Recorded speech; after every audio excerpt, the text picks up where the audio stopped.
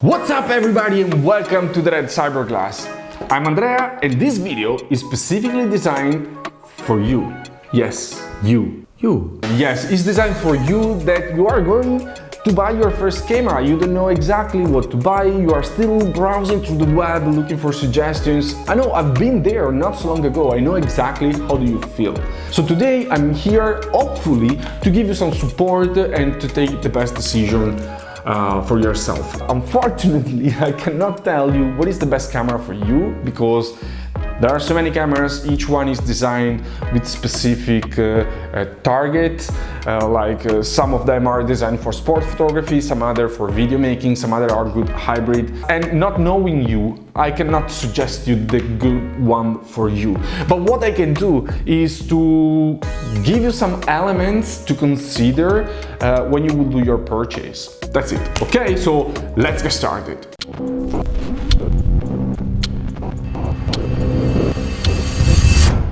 This might sound obvious to you, but maybe not if you are completely new into photography. So make sure that your camera has the manual mode. Okay, so the majority of the cameras out there, they have it already built. So it's something that you should find probably with all the majority of the cameras, but make sure you have it because there are some super cheap Chinese cameras that don't have it, or some smartphone or even some point-and-shoot cameras that don't have it. So manual mode is a function that allows you to control the body of the camera, how much light hit the sensor. So you can control a lot of functions like the sensitivity of the sensor, you can control the aperture of the lens that gives you more or less depth of field. You can control the shutter speed that can give you long exposures photos, or you can freeze the image. So if you don't know what is the triangle of exposure, you can check out these other videos and you will find all the information that you need. But yeah, anyway, make sure that you have the manual mode. Camera format. There are usually four possibilities out there that you want to consider. There are compact cameras like this, point and shoot. There are bridge cameras, there are mirrorless, and there are DSLR cameras. Usually the better photos come from mirrorless and DSLR cameras. This because the sensor size is bigger in this format compared to the point and shoot and the bridges. On the other side, also mirrorless and DSLR gives you the opportunity to change the lens. So they have a wide variety of range of lenses that gives you the opportunity to experiment in different qualities of shots and also different typologies of photography. Point and shoot, so compact and bridge cameras, you cannot change the lens, it is fixed. Yes, you have a zoom, but it is fixed. So also this is gonna impact in the cost and in the future expenses that you will have, depending on what do you choose. Sensor size. Of course, like all the rest, there is a lot out there. There are many different formats that are, from the smallest sensor size, like the one built in your phone or in drones, to the biggest one, like the full frame cameras. In the middle, there are different types like APS-C format, Micro Four Thirds format. What you need to know at the moment is that if you want the very best, the best quality possible, is usually in the full frame format cameras. Of course, guys, there are a lot of good options, a great quality cameras with great quality photos also with APS-C format, like for instance the Fujifilm X-T4 and for instance the G9, Panasonic G9 that has a Micro Four Thirds sensor. But if you want to make sure that you get the best image quality is coming from the full sensor size. And of course, is much more expensive. Not only the body, but also the lenses will cost you much more, the double, the triple sometimes, than the lenses for a different system.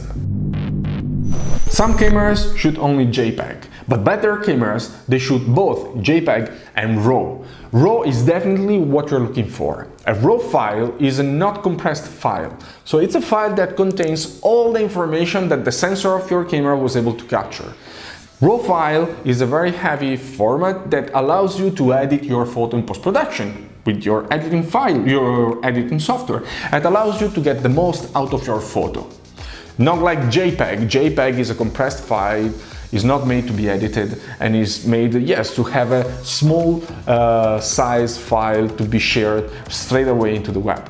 So get the camera with the raw file option. Nowadays, many new cameras, they have a fully articulated LCD monitor. Some other cameras, they only have a partial articulated monitor, like the Sony, for instance, Alpha 7 III. You see, you cannot completely rotate the monitor. Some other, they don't have at all a monitor that you can detach from the body of the camera. So this is something that you need to consider, because the benefit of a fully articulated LCD monitor is that you can take a photo from any angle without being a contortionist. And also you can take self-portraits, selfies, you know. It's definitely better to have a camera with that than without. In case your favorite camera doesn't have a articulated LCD monitor, at least make sure that they have an app that you can download in your smartphone that gives you the opportunity to get a remote monitor, a remote control in your phone.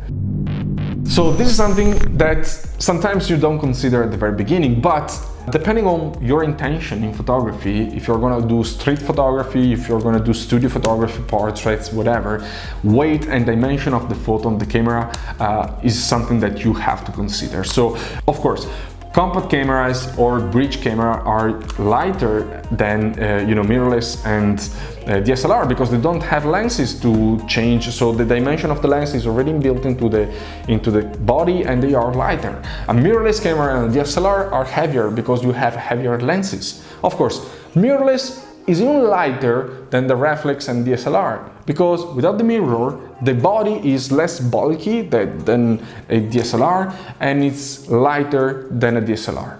So again, depending on your future intention, weight is something that might be an issue in the future.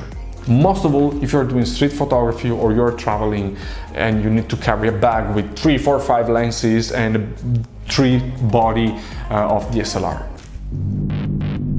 Last but not least, are you gonna take only photos, or are you intentionally shooting also videos? Because guys, cameras outside are designed and targeted, some only for photographers, some other only for filmmakers, some other are good hybrids, or bad hybrids in some cases, but are hybrid.